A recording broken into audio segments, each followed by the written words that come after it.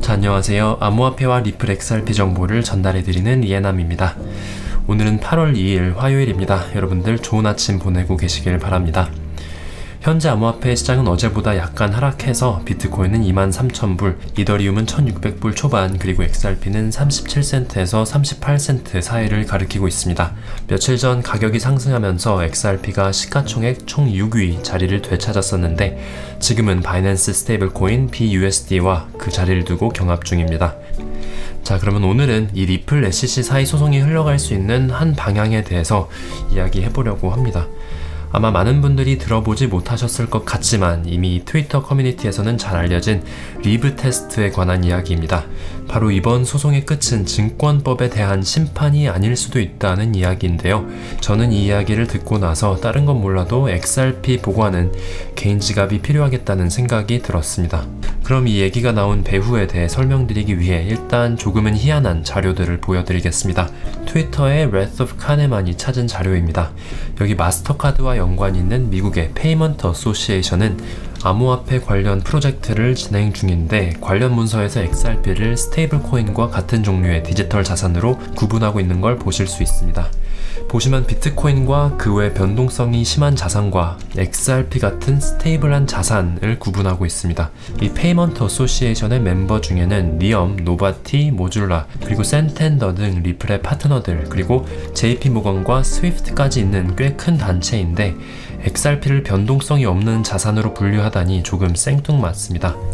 게다가 이들뿐만 아니라 월드뱅크 그룹의 2021년 보고서에 나온 내용을 봐도 XRP와 XLM을 둘 다 스테이블 코인으로 분류하고 있는 걸 보실 수 있습니다. 여기 보시면 스테이블 코인은 가치가 안정적인 디지털 화폐를 말한다. 법정 화폐들과의 가치가 일정하다라는 이상한 이야기를 하고 있습니다. 이게 도대체 무슨 소리인지 저도 예전부터 이런 이야기를 들으면서 이상하다고 생각했는데 오늘 그 해답에 대해서 말씀드리겠습니다. 많은 기관들이 XRP를 스테이블 코인이라고 칭하는 이유는 첫째로 굉장히 빠른 속도, 그리고 리플이 우리도 모르게 얼마 전부터 실행해온 이 새로운 시스템에 있다고 보여집니다. 며칠 전 트위터에 브래드 카임스가 찾은 내용에 따르면 작년 리플의 스웰 이벤트에서 리플이 이 새로운 월렛 샌드 기능을 선보였다고 합니다. 대중들은 거의 다 몰랐지만 리플은 최대 2년 전부터 이 월렛 샌드 서비스를 제공해왔던 것으로 보여집니다. 월렛 샌드 서비스를 설명드리자면 이렇습니다. 이게 기존 우리가 알고 있던 ODL 시스템 방식입니다. 한 기관이 법정 화폐, 예를 들어 달러를 필리핀 회사에 송금하려면 일단 리플의 ODL 플랫폼을 통해 달러로 XRP를 사고 그 후 페소를 받고 필리핀 거래소에서 XRP를 팔아야 하는 방식이었죠. 좋은 방식이지만 이 방식에는 한 가지 아쉬운 점이 있었습니다. XRP를 사고 파는 과정에서 두 번의 거래가 이루어지기 때문에 각 거래소의 스프레드도 두 번이나 부담해야 했던 거죠. 바로 이 스프레드를 피하기 위해 일부 기관들은 XRP를 직접 홀딩하기도 했을 겁니다. 하지만 나머지 기관들은 XRP 가격 변동에 대한 부담을 안고 가고 싶지 않다, 그 어디에도 돈을 예치해 놓고 싶지 않다라고 리플한테 이야기했다고 합니다. 그래서 리플이 개발한 이 새로운 시스템이 이 월렛 샌드입니다. 송금에 쓰여질 예치금은 이때 클라이언트 소유가 아닌 리플 소유 XRP가 그 역할을 하는 거죠. 이게 무슨 말이냐 하면 예를 들어 미국은행이 일본은행에 송금을 한다고 칩시다.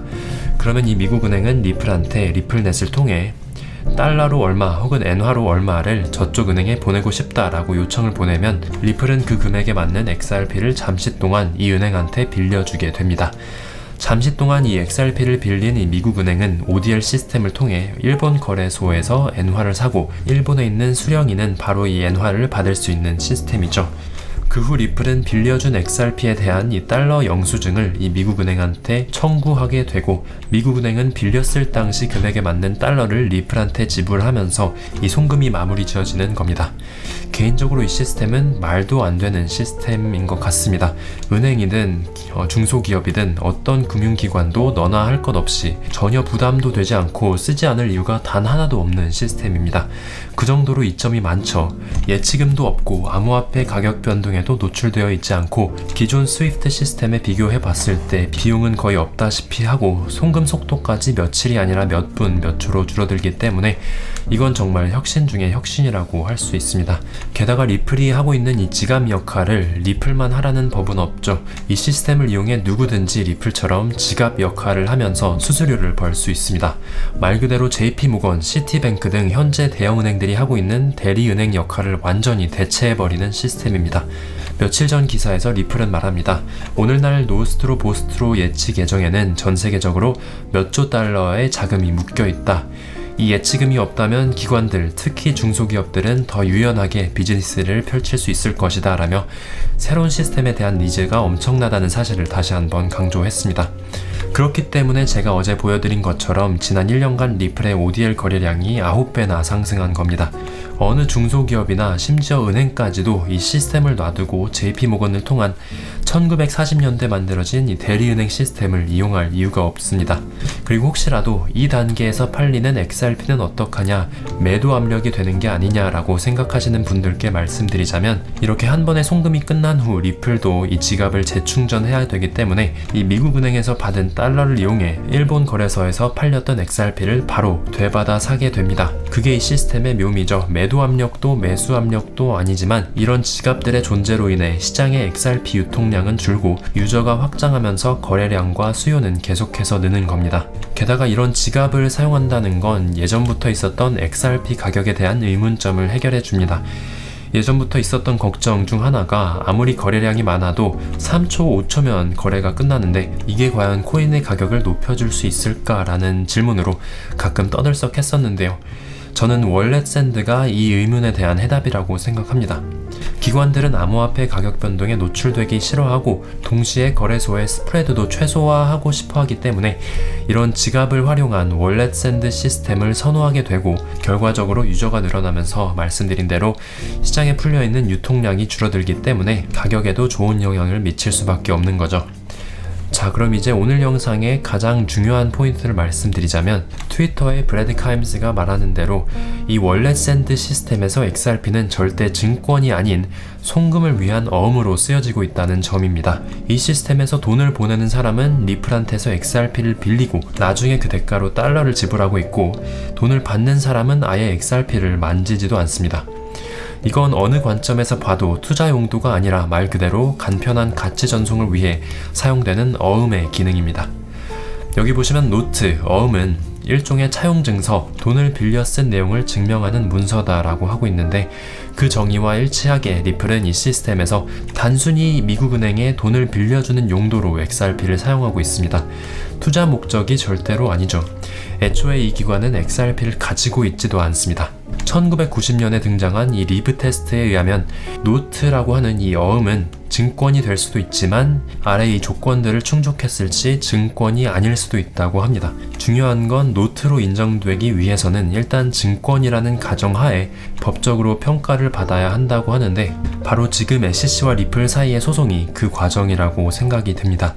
일단 증권이라는 가정하에 SEC가 리플한테 소송을 걸었지만 증권인지 상품인지 혹은 이 노트, 어음인지는 판사가 결정짓게 되는 겁니다. 이 리브 테스트가 간단히 뭔지 말씀드리자면 이 자산이 됐든 어떤 증명서가 됐든 순순히 어음 기능을 하고 투자에 대한 목적이 없어야만 노트가 될 수 있다고 합니다.